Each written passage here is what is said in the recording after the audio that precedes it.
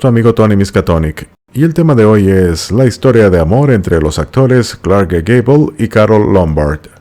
El 29 de marzo de 1939 llegó la boda largamente esperada de dos de los actores más atractivos y admirados de su tiempo, Carole Lombard y Clark Gable, quienes llevaban años enamorados y convertidos, a ojos del público, en la pareja perfecta. En aquel momento él estaba rodando la película que le convertiría de estrella en leyenda. Ella, por su parte, era un símbolo de la alegría, despreocupación y hedonismo de su época, pero pronto se convertiría en algo todavía más fuerte, un ejemplo de compromiso y lucha por la justicia, y, al final, tristemente, en sinónimo de tragedia. Pocos meses después de su boda, estallaría la Segunda Guerra Mundial, y el huracán de la historia acabaría con el romance entre el rey de Hollywood y la reina de la llamada screwball comedy. Todo inició con una película, aunque sería la vida real la encargada de que su historia de amor cuajase. En 1932, Carole Lombard y Clark Gable protagonizaron la película Casada por azar. Ella contaría años más tarde, con su típico sentido del humor: hicimos todo tipo de escenas de amor ardientes, y nunca logré que él temblara en absoluto. En aquel momento ambos estaban casados con otras personas, si bien no felizmente casados, como se demostraría pronto. Cuando terminaron el rodaje, a modo de guiño, Carole le envió a su compañero un jamón con la cara de Clark Gable pegada encima. Ella podía hacerle esas bromas porque en la muy marcada pirámide del estatus en Hollywood, él se encontraba bastante por encima. Lombard todavía se encontraba lejos de su posición soñada. Clark Gable era la estrella masculina mejor pagada del momento, un actor muy popular, y en breve lo iba a hacer más. Parecía destinado al éxito desde el momento en que comenzó a plantarse en los escenarios teatrales y el público empezó a sentirse cautivado por su carisma. Cierto es que, para ser un hombre de mucho éxito tanto entre hombres como con mujeres, Gable eligió a sus primeras parejas oficiales guiado por cierto cálculo personal y profesional, no tanto por un mero instinto sexual o atracción romántica. Le gustaban las mujeres mayores, en lo que algunos psicólogos de café han visto una reminiscencia freudiana por la temprana muerte de su madre, y sus dos primeros matrimonios fueron con mujeres que decididamente tenían un rol materno en su vida. Cuando se casó con Josephine Dillon, su profesora de actuación, ella tenía 40 años y él 23. No solo se habían hecho amantes, sino que ella ejerció como Pigmalión y mentora de su carrera. Le ayudó a Clark Gable a pagar las clases de actuación y a transformarse en otra persona. Gracias a los consejos de Dillon, Clark Gable volvió su voz más grave y moduló su dicción haciéndola mucho más viril y adulta, sin dejar de cultivar un aire desvalido en el fondo de su mirada que las mujeres encontraban irresistible. Fue un éxito.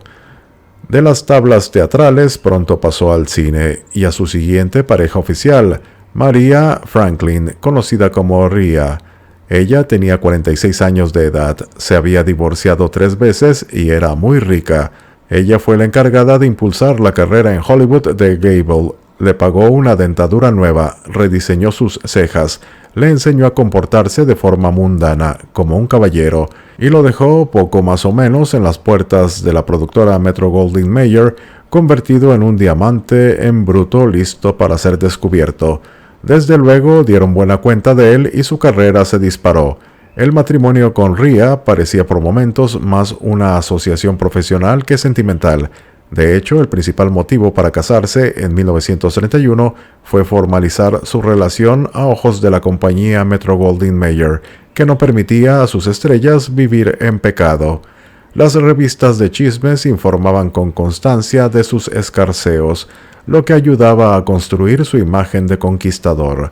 Gable era un mujeriego contumaz, que no se limitaba a las coristas, aspirantes o mujeres anónimas que empezaban a suspirar por el ya conocido como orejotas más sexy de la pantalla. Tuvo romances, relaciones y breves affairs con todo el Hollywood de su época, y eso es mucho.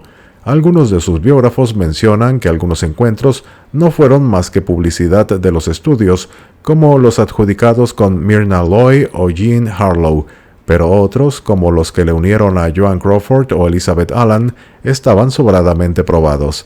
También se citan los nombres de Norma Shearer o Marion Davies, mientras Rhea seguía ejerciendo el papel de señora Gable y parecía satisfecha con este rol.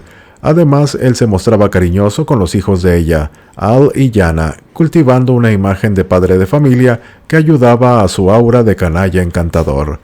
Cuando en el año 1934 Clark Gable protagonizó la película Sucedió una noche junto a Claudette Colbert, su fama se disparó. Ganó el Oscar y marcó un hito en la cultura popular. Cuando en una escena de la película se sacaba la camisa y se veía que no llevaba camiseta interior, pues su pecho aparecía descubierto, las ventas de esas prendas descendieron de forma sustancial. Para entonces, su matrimonio ya estaba deshecho. Rhea y él vivían separados, aunque ella no deseaba concederle el divorcio. El apodo de El Rey de Hollywood llegó en 1938, por una de esas votaciones de marketing que se celebraban con periodicidad en el mundillo de los actores. En aquella ocasión el título de la reina recaería en Myrna Loy, pero a él el título se le quedó para siempre. Le quedaba como un guante. Después de años de cierta sexualidad ambigua durante la década de los 20 con galanes como Rodolfo Valentino, Clark Gable suponía el regreso del hombre en su encarnación más clásica y viril. Al propio Gable le gustaba cazar, pescar, la vida al aire libre y coleccionaba armas, con lo que la frontera entre persona y personaje se diluía.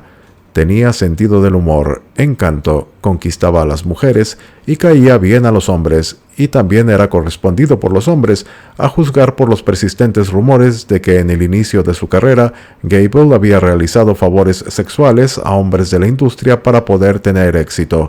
En su momento, Terence Moix lo definía como el macho por excelencia. Gable es la virilidad que abofetea pero sabe rendirse a tiempo. Esta definición tan acertada adquiere hoy todo su sentido, incluso en la esfera más problemática. Carole Lombard, cuyo nombre real era Jane Alice Peters, era otro ejemplo típico de su época.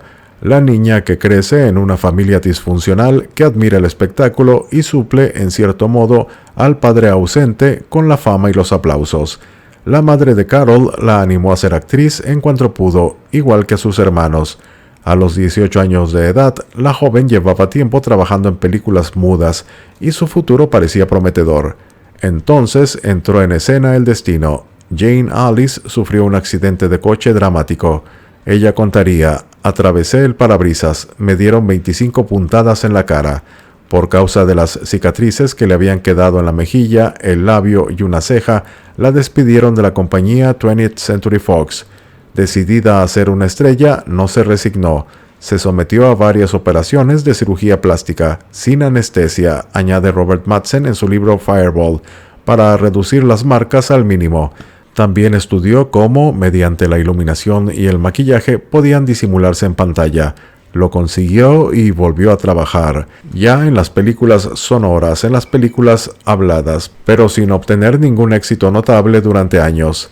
Ella bromeaba: nadie tiene más películas horribles que yo. Libérrima, irreverente y dispuesta a disfrutar de su sexualidad como las mujeres modernas de su época se supone que hacían, Carole, que pronto pasó a ser Carol con una E al final, tuvo relaciones con Gary Cooper, John Barrymore, Howard Hughes, Joseph Kennedy padre y David O. Selznick. Pero el hombre más importante, al menos legalmente, de esa época para Carole fue William Powell.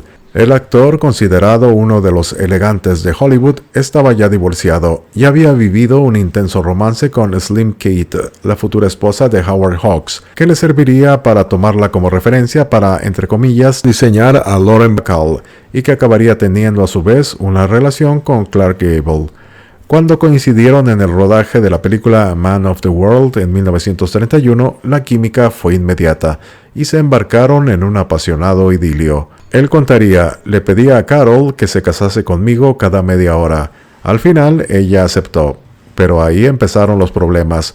Durante la luna de miel en Hawái, Carole se contagió de gripe, que evolucionó hasta una grave pleuresía.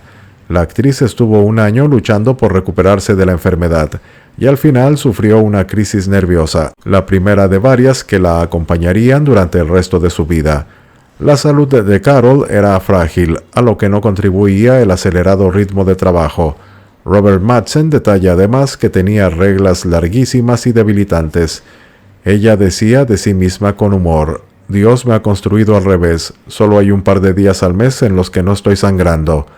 El matrimonio no era feliz. La biógrafa de la actriz, Michelle Morgan, explica en su libro dedicado a ella que la diferencia de edad y de aficiones les separó. Powell estaba en un momento de su carrera en el que no necesitaba trabajar tanto, pero ella sí.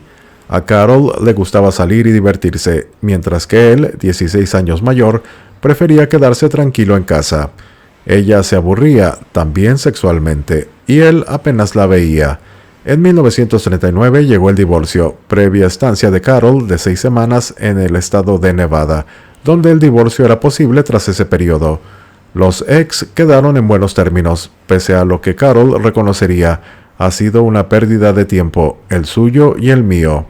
Y como no había más tiempo que perder, continuó aumentando su currículum sentimental. Tras el divorcio, salió con el guionista Robert Riskin, 11 años mayor que ella. A raíz de esta relación, contaría ella, empecé a leer libros, y no tonterías, sino libros. Aldous Huxley, Jane Austen, Charles Dickens, William Faulkner, porque Bob era un intelectual y yo sentía que tenía que estar al día. Todavía estaban juntos cuando Carol se encontró en el Coconut Grove con el cantante Ross Colombo. Riskin se retiró de escena discretamente y en breve Carol y Colombo eran la nueva pareja de moda.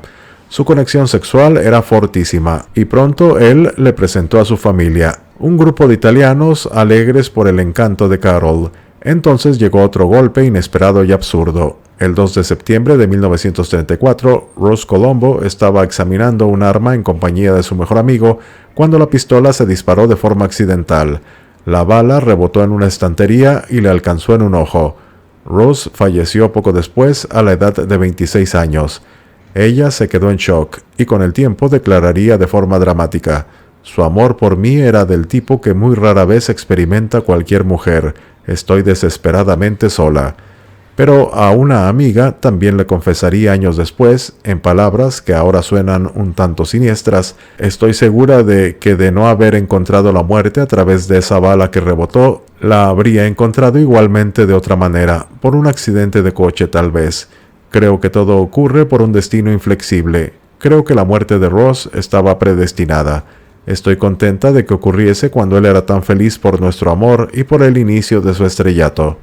En aquel momento, Carol buscó la compañía de su exmarido, de su ex Bob Riskin, y pronto empezó una relación con su compañero de rodaje, George Raft.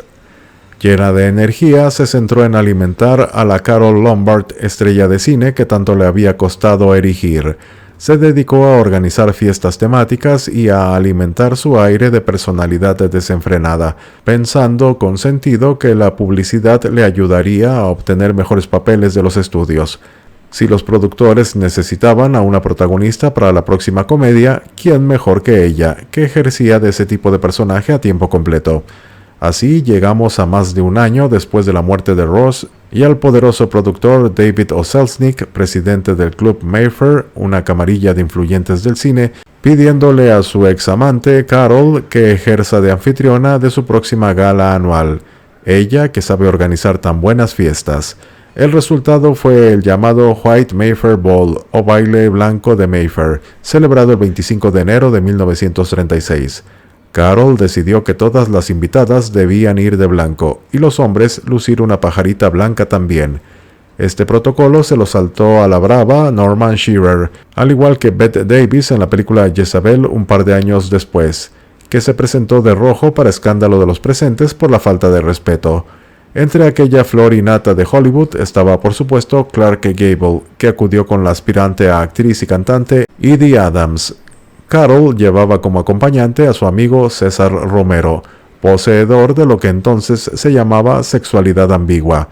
Entre sus obligaciones como anfitriona, Carol tuvo tiempo para reconectar con Gable, su antiguo compañero en la pantalla. Todo Hollywood vio cómo bailaban de forma íntima, flirteaban descaradamente y al final abandonaban la fiesta a bordo del coche Duesenberg de color marfil de él.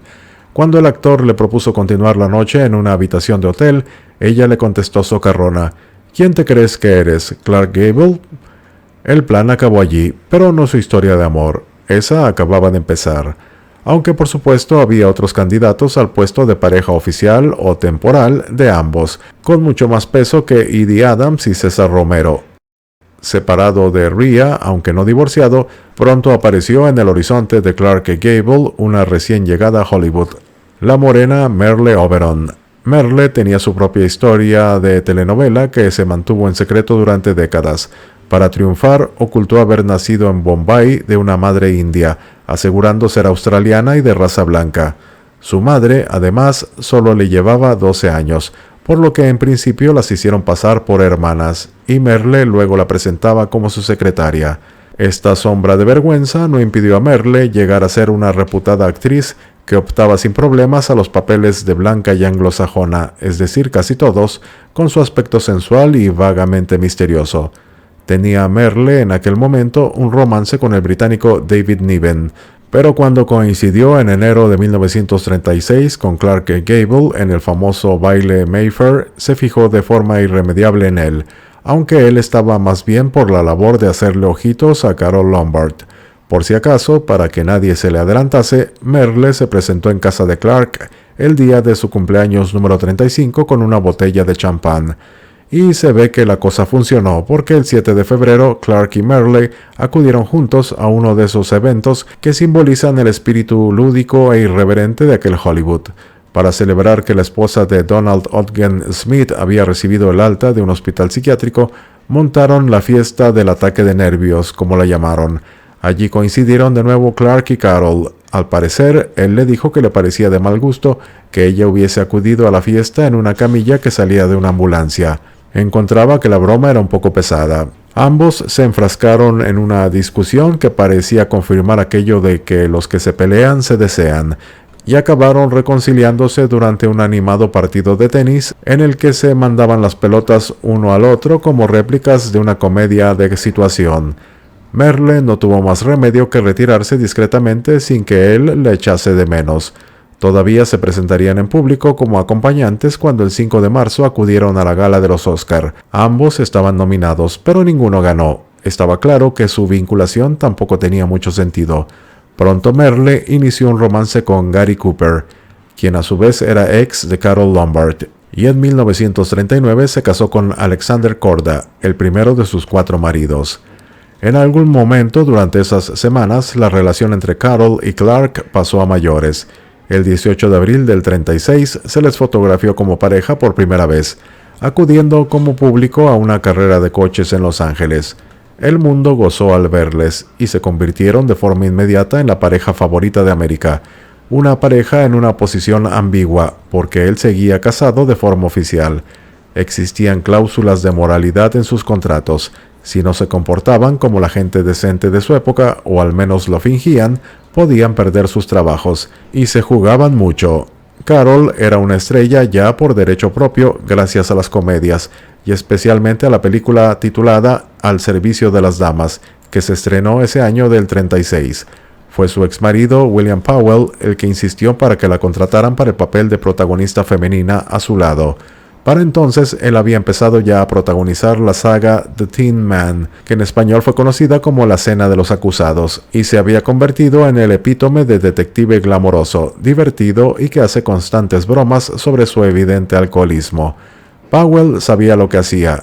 Carole era muy divertida, poseía un humor sardónico y un talento que la hacía perfecta para este tipo de papeles. Además era rubia, bellísima, elegante y una fuente sin fin de anécdotas.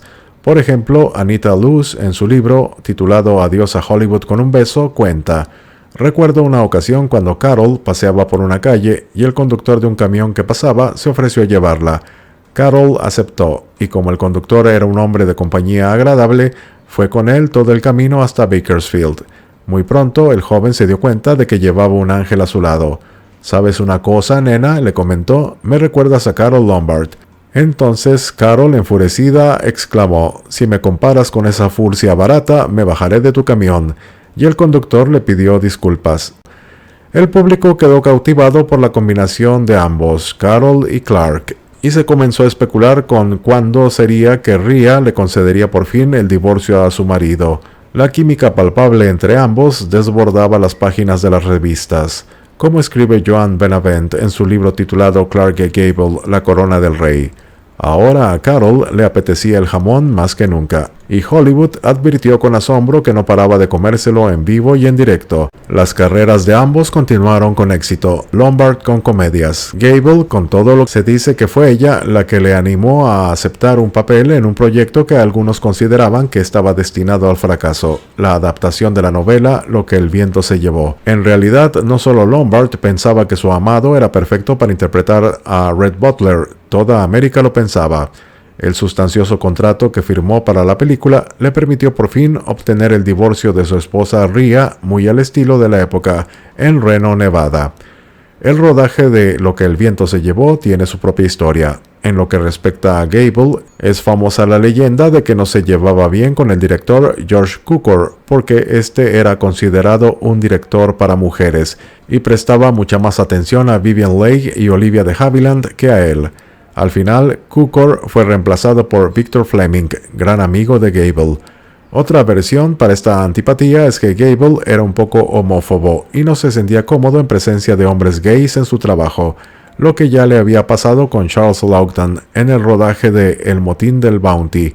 Y otra teoría más jugosa es que Cukor sabía que el actor había tenido un romance o varios con otros hombres al inicio de su carrera, e incluso que había utilizado el sexo con hombres para lograr el éxito. Esta versión fue difundida por Kenneth Anger en Hollywood, de forma específica nombrando a William Haynes, el actor, íntimo amigo de Joan Crawford y de la Lombard, cuya carrera se tambaleó cuando se negó a vivir en el closet, pero logró reconvertirse con éxito en decorador de interiores gracias a la ayuda de sus influyentes amistades. En cualquier caso, en medio de aquel rodaje clave en la historia del cine, llegó el divorcio con Rhea y la ansiada boda con Carol, el 29 de marzo de 1939.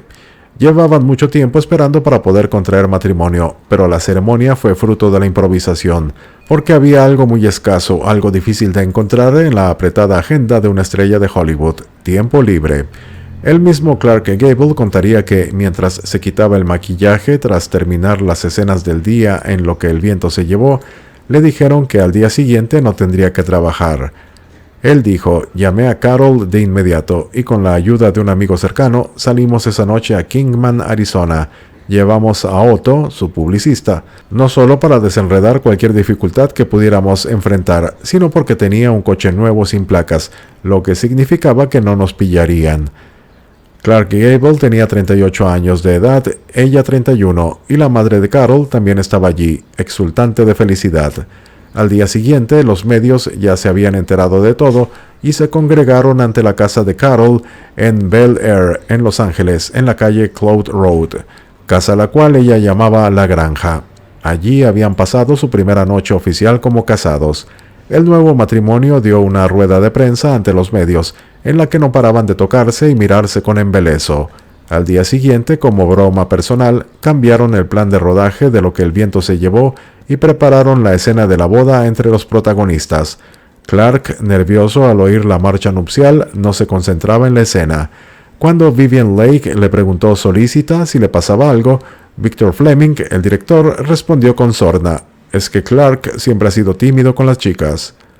Aquella casa de Bel Air fue el escenario de la primera etapa de su matrimonio. Poco después se fueron a vivir a un rancho en Encino, perfecto para su amor por el aire libre, y Carol se la alquiló a Alfred Hitchcock, el cual la dirigió en la película Matrimonio Original.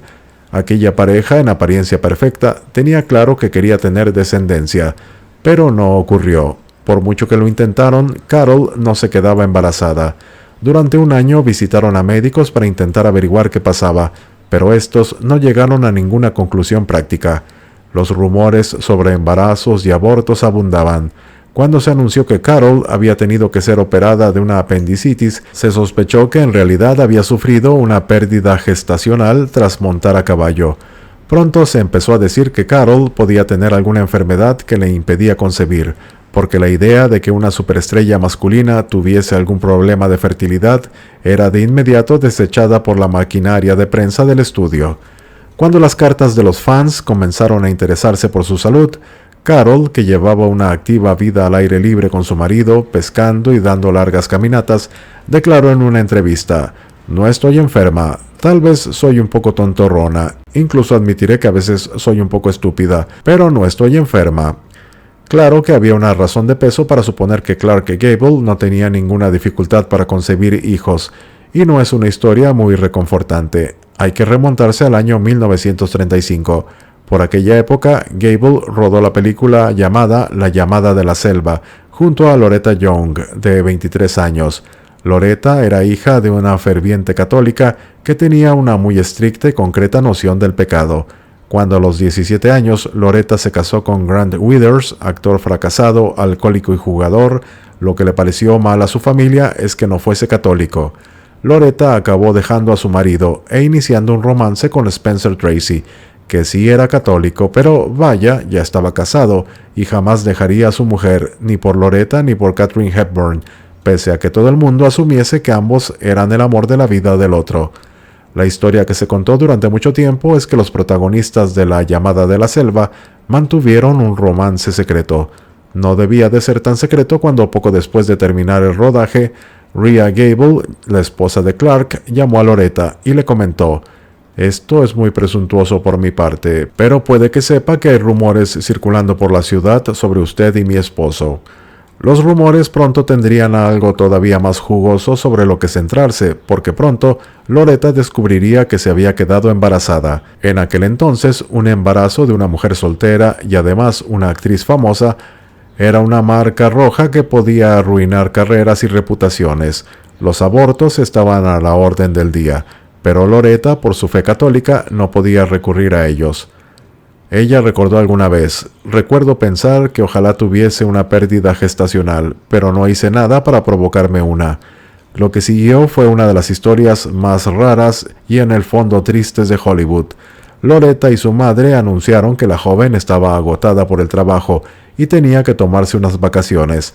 Después se recluyó en su casa de Los Ángeles con el embarazo ya muy avanzado, saliendo solo de noche y de incógnito.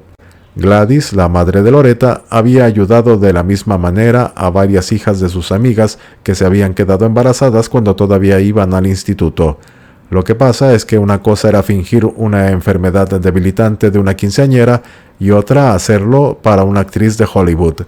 Se dijo que Young podría haber quedado desfigurada tras un accidente o incluso haber muerto, aunque la teoría más extendida era la verdad, que estaba embarazada de Clark Gable.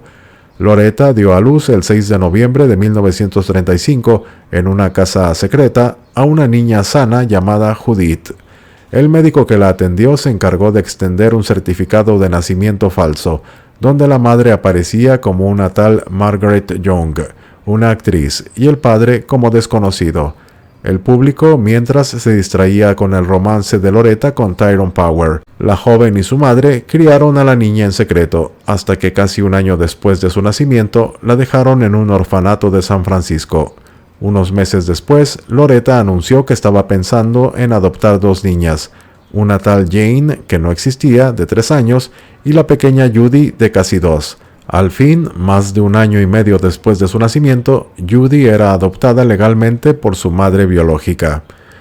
Un plan aparentemente infalible que se tambaleó porque, como suele pasar en estos casos, la niña era idéntica a su padre y a su madre hasta en los detalles menos hollywoodescos. Siempre que aparecía en público le tapaban las orejas, prominentes como las de Gable, y cuando la pequeña tenía 7 años la sometieron a una otoplastia para reducir las orejas. Judy contaría que en una ocasión la hija de Irene Dunne le preguntó: «Si eres adoptada, ¿cómo es que te pareces tanto a tu madre?». Cuando Judy le preguntaba por el parecido entre ambas, Loretta llegó incluso a insinuar que era hija de su hermana Sally. Nunca le contó la verdad a su hija, siguió adelante con su carrera, ganó un Oscar a la mejor actriz, e incluso volvió a trabajar con Gable en 1949. Se casó de nuevo con Tom Lewis, que le dio su apellido a Judy, y tuvo 2 hijos más, Christopher y Peter. Cuando Judy Lewis decidió casarse en 1958, le dijo a su prometido Joey Tinney que antes necesitaba saber la verdad sobre sus orígenes, que siempre le habían parecido sospechosos. Resultó uno de esos casos en los que todos saben lo que está pasando menos el interesado. Maria Cooper, la hija de Gary Cooper, afirmaría que sus padres se lo habían contado, y Jack Haley Jr., el novio de instituto de Judy y futuro esposo de Liza Minnelli, contaría: «Recuerdo lo inquietante que era ver películas de Clark Gable con Judy. Querías darle un codazo y decir, oye, ese es tu papá». Joe fue el que le comunicó que todo el mundo sabía que su padre era Clark Gable. Pasaron varios años y Gable ya había muerto cuando Judy se atrevió a preguntarle a su madre por el tema. Ella le dijo que habían tenido un apasionado romance, que él le pidió matrimonio, que ella le rechazó y se había arrepentido de ello durante toda su vida. Era una historia romántica y bonita, aunque Loretta cargaba con una culpa católica terrible. «Eres mi pecado mortal», le dijo a su hija. Cuando Judy publicó sus memorias en el año 1994, titulados Uncommon Knowledge o Conocimiento Poco Común, Loretta se indignó con ella. Seguía sintiendo que aquel pecado desmerecía su imagen de impoluta estrella de cine, algo que en los años 30 lo era todo. Se reconciliaron años después. Loretta confesó lo ocurrido en su biografía autorizada titulada Forever Young, algo así como Por Siempre Joven, que fue publicada justo tras su muerte. Era una historia muy difícil, pues de haber reconocido su mentira, se habría expuesto al fin de su carrera. Pero contemplada desde la nueva moralidad, la actitud de Loretta parecía hipócrita y desanturrona, cuando no directamente cruel, hacia su hija. Esta es la historia que se hizo oficial en los años 90, pero en los últimos años hemos conocido más detalles que la convierten en otra cosa, y cambian para siempre la forma en la que veíamos a Clark Gable.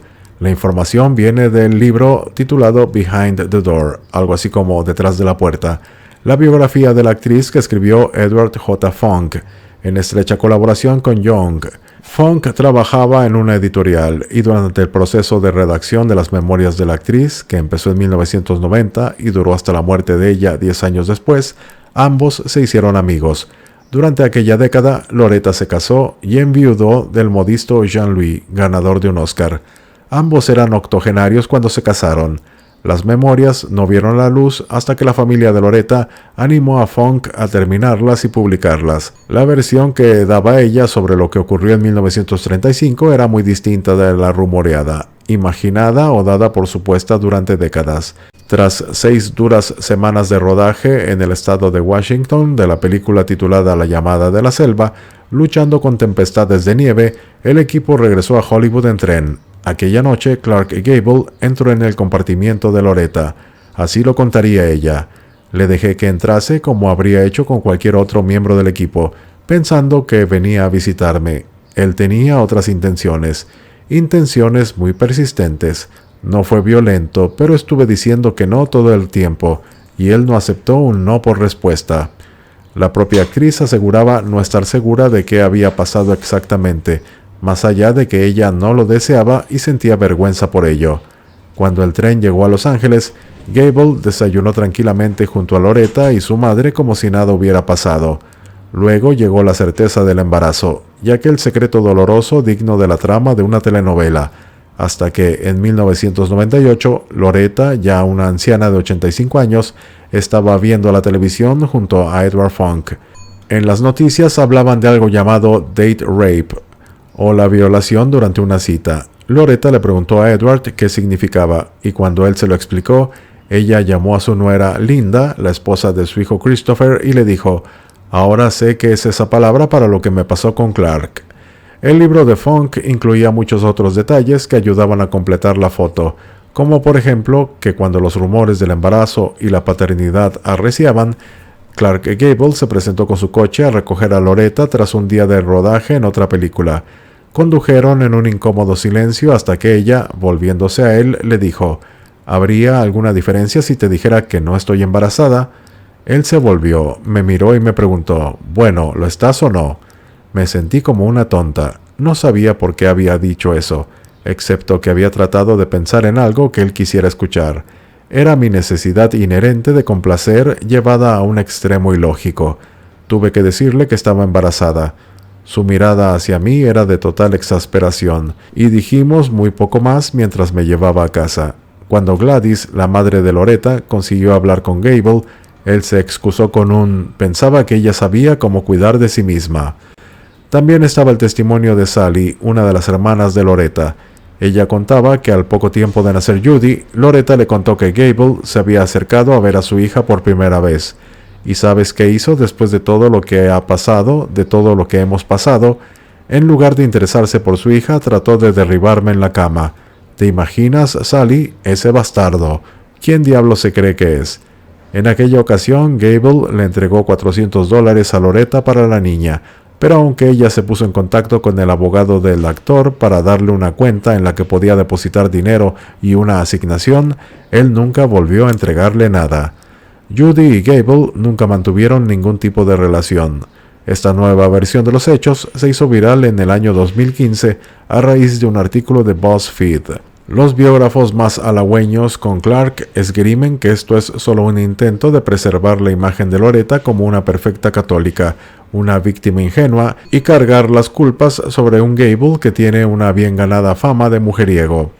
También dicen que por la cláusula de moralidad de su contrato y por estar casado con Rhea, él no podía reconocer a la niña, igual que Loretta no podía hacerlo, y se tuvo que inventar toda la historia de la niña huérfana. Otras visiones aseguran que esta versión en realidad parece muy plausible y encaja con lo que se consideraba el comportamiento masculino normal de su época. No hay más que recordar las diversas ocasiones en las que en películas de aquel periodo que un hombre abuse de una mujer se presenta como algo deseable e incluso positivo. Sin ir más lejos, en la escena de la violación a Scarlett en Lo que el viento se llevó, ella se despierta feliz a la mañana siguiente de que su marido borracho la haya llevado al dormitorio mientras ella forcejeaba y gritaba que no. Rhett Butler, el personaje, por el contrario, se levanta avergonzado de lo que ha hecho. Era otro mundo en el que ese tipo de situaciones se veían de forma radicalmente distinta. Ni siquiera se consideraban violaciones, sino escenas románticas. La perspectiva que arroja sobre el Hollywood clásico en general y las vidas de sus protagonistas en particular es revulsiva y lo cambia todo. Clark Gable, igual que había engañado a sus esposas previas, le fue infiel a Carol. Mientras ella dejaba atrás sus días de juergas y amantes, él nunca abandonó del todo su estilo de vida promiscuo. Hasta qué punto lo hacía y hasta qué punto su esposa sufría por ello o le afectaba, todavía no está claro. En el resumen de los escarceos de Gable en esta etapa, un nombre destaca sobre los demás, el de Lana Turner, apenas una veinteañera, con la que empezó a rodar en 1941 la película Quiero a este hombre. La vida sentimental de Lana Turner fue como mínimo convulsa, y en su abundante historial amoroso es difícil diferenciar los rumores de las relaciones reales. Lana no duda en admitir, por ejemplo, romances con hombres casados, como el que mantuvo con Tyrone Power, padre de Romina, del que se quedaría embarazada, abortaría y siempre consideraría el amor de su vida. Sin embargo, siempre negó que hubiese habido algo amoroso con Gable y escribiría en su autobiografía titulada Lana, la dama, la leyenda, la verdad. Dudo que Carol creyera las especulaciones desenfrenadas de la prensa sobre fuegos artificiales en el plató entre los dos poderosos símbolos sexuales que Gable y yo se suponía que éramos. Sin embargo, sí hubo visitas de Carol Lombard al rodaje que no eran sino intentos de vigilar a su marido, según algunos comentarios maledicentes. Robert Metzen da por seguro que Gable le fue infiel a su esposa con Lana y rompe un poco la imagen de pareja romántica, aludiendo a motivos más prácticos en su unión. Gable era egocéntrico y nunca sintió la necesidad de tener autodisciplina cuando se trataba de sexo fuera de la relación. ¿Y realmente Carol iba a renunciar a todo eso? Era una lista mujer de negocios y conocía el poder de estar cerca de la estrella de cine más grande del mundo. En cualquier caso, fuera por interés, fuera por amor verdadero o por una mezcla de las dos cosas, la pareja seguía unida y, lo que es más, convertida en un ejemplo para la sociedad. Tras el ataque japonés a Pearl Harbor en 1941, Estados Unidos entró en la guerra y Hollywood lo hizo de pleno con el resto del país.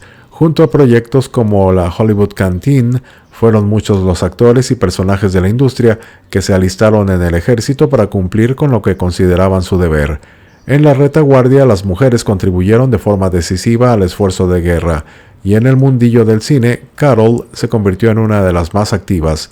Siempre motivada y en acción, la activa rubia se embarcó en giras para vender bonos de guerra con los que sufragar el esfuerzo bélico en su estado natal, Indiana, y se le daba de maravilla. Recaudó $2 millones y llegó el momento de volver a casa. Era el 16 de enero de 1942, el último día de la vida de Carole Lombard y de otras 21 personas. Se ha escrito mucho sobre el accidente aéreo que se llevó a la actriz y a todos los pasajeros del avión TWA DC-3, sobre todo de los motivos por los que Carole cogió un vuelo en vez de viajar en tren como estaba previsto.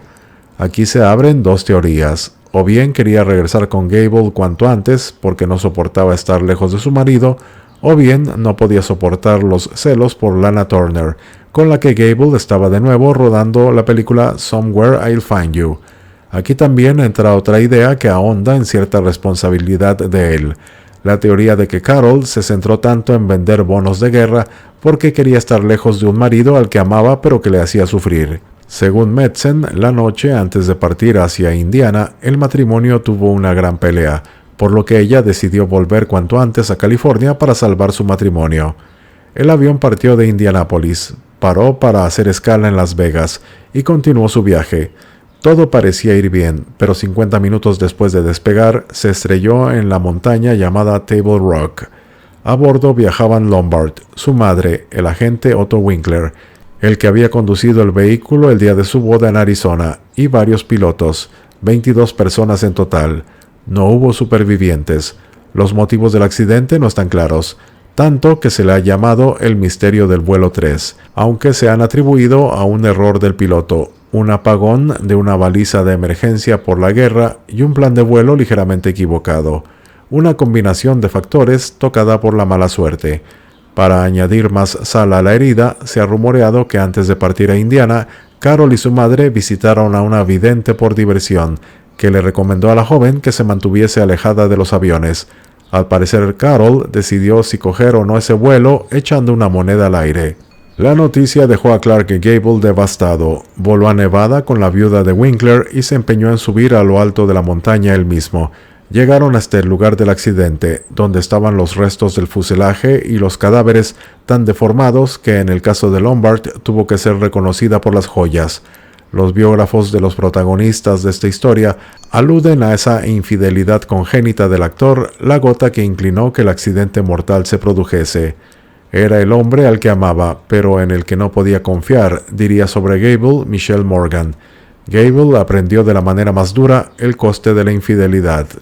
La supuesta tercera en discordia en esta historia, Lana Turner, no evita las suposiciones sobre su implicación en el accidente. Así lo cuenta en sus memorias. Escuché un rumor espantoso de que ella tenía programado tomar el tren, pero decidió volar en su lugar. La razón, según esa historia, era su inquietud por mi trabajo con Clark. Clark estaba devastado por su muerte. A continuación refiere que Louis B. Mayer la invitó a ser paciente con él y colaborar en el plan del estudio para que su estrella no se quedase solo, y poder terminar de paso la película que estaban rodando. Cuando Clark la invitó finalmente a cenar, ella refiere: mientras comíamos, charlé animadamente, tratando de aliviar el dolor que se alineaba en su hermoso rostro, pero nunca lo mencionó. Era cortés y cordial, y demasiado reservado para eso. Lana cuenta que después de la cena, la limusina la llevó a su casa, y nunca ocurrió nada íntimo entre ellos, pero no tiene más que palabras de respeto para él. Después de esa noche, mi estima por él creció aún más. Esa fue la primera y única ocasión social que compartí con él, aunque hicimos sesiones de fotos juntos y siempre nos llevamos bien. Su voluntad de terminar la película mostró su decencia, y aunque algunos dicen que pudieron ver una diferencia en la forma en que se comportó antes y después de la tragedia, yo por mi parte no pude detectarlo. Era un profesional consumado. No es de extrañar que lo llamaran el rey. Pese a la opinión de Lana, el consenso es que aquella tragedia cambió a Gable para siempre. Abusó mucho más del tabaco y el alcohol. Conducía de forma peligrosa y descuidada. Se comportaba de una forma suicida. Vendió el vehículo Duesenberg porque en él había dado los primeros paseos con Carole y decía que ya no podía soportar verlo. Estar solo en su casa de encino, llena de recuerdos, le era especialmente penoso. La muerte de la actriz y el efecto que provocó en su marido trastocó al Hollywood de su época. Muchos, por morbo, querrían también estar cerca de aquella terrible historia. Joan Crawford escribiría: la noche que siguió al día en que murió Carole, Clark llegó hasta mí. Estaba muy borracho y destrozado. Era terrible, terrible. No paraba de llorar y quería morir. El extraño que franqueó mi cuarto aquella noche no era Clark. Era un fantasma. Estaba como en otro mundo y, de verdad, no creo que el hombre que un día conocía haya regresado jamás a este. Clark Gable se alistó en el ejército en agosto de 1942, confesándoles a sus amigos que no le importaba vivir o morir. Eso sí, no dejó sus hábitos de mujeriego. La joven a la que más frecuentó durante aquella época fue a la actriz Virginia Gray, la geisha oficial del viudo, según Joan Benavent, que llegaría a imitar a Carol en hábitos, estilo y perfume. Otras aspirantes de poco recorrido como Anita Colby o Dolly O'Brien también le acompañaron durante aquellos años penosos. Gable pasó la mayor parte de la guerra en el Reino Unido. Voló en varias misiones de combate sobre Alemania y ganó condecoraciones por sus esfuerzos. Muchos, principalmente la compañía Metro-Goldwyn-Mayer, pensaban que era demasiado valioso como para que arriesgase su vida de verdad. A él no parecía importarle mucho, pero vivió y tuvo que seguir adelante. Suele obviarse en la aparentemente perfecta historia de amor entre Gable y Lombard que él volvió a casarse tras el fallecimiento de ella, 2 veces de hecho. La primera fue el 20 de diciembre de 1949 con Lady Sylvia Ashley. Ella era una antigua cabaretera que había ascendido socialmente al casarse con un duque y se había vuelto famosa cuando dejó al susodicho duque por Douglas Fairbanks, que estaba entonces todavía casado con Mary Pickford. Tras enviudar de él, volvió a casarse con otro noble. Se separó y como seguía siendo amiga de personalidades del cine como Norma Shearer o Loretta Young, así pudo conocer a Gable. La relación fue muy breve y la boda pilló por sorpresa incluso a sus allegados. Fue Sylvia la que redecoró el rancho de Encino para que dejara de ser una especie de mausoleo dedicado a Carol. Clark no había cambiado nada en la habitación de su fallecida esposa, dejándola tal cual estaba, buscando mantener incluso su olor, pero le pareció bien que Sylvia cambiase todos los muebles y pintase las paredes de rosa, el color que Carol odiaba, pero eran demasiado diferentes. Ella era una socialité amante de la vida de relumbrón, y a él le gustaba la privacidad, la naturaleza y salir a cazar y a pescar, como hacía con Carol. Su personaje en la película Mogambo era un poco él mismo. El final llegó en una fecha señalada. Para el 51 cumpleaños de Gable, Sylvia mandó al cocinero que preparase pollo y albóndigas, pero lo hizo el día antes de la fiesta y se olvidó de guardarlos en la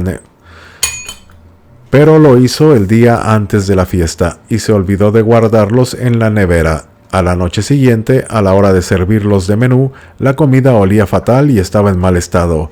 Merle Oberon, la actriz que estaba con Gable cuando inició su romance con Lombard, había seguido siendo una amiga cercana y estaba entre los invitados al cumpleaños. Presenció una fea escena en la que el actor, furioso, se negó a continuar con la fiesta. Aquella discusión con su esposa por el menú en mal estado fue el detonante de su divorcio. En el año 1952, Clark Gable ya llevaba tiempo bebiendo de forma exagerada de nuevo, irritable y de mal humor. Sylvia, por su parte, tendría todavía otra boda efímera con el príncipe Dmitri Georgiadze. Sobre su vida marital declararía: «Mi matrimonio con Douglas Fairbanks fue perfecto. Era ideal, alegre, inteligente y encantador. Mis otros maridos, no sería digno discutir sobre ellos».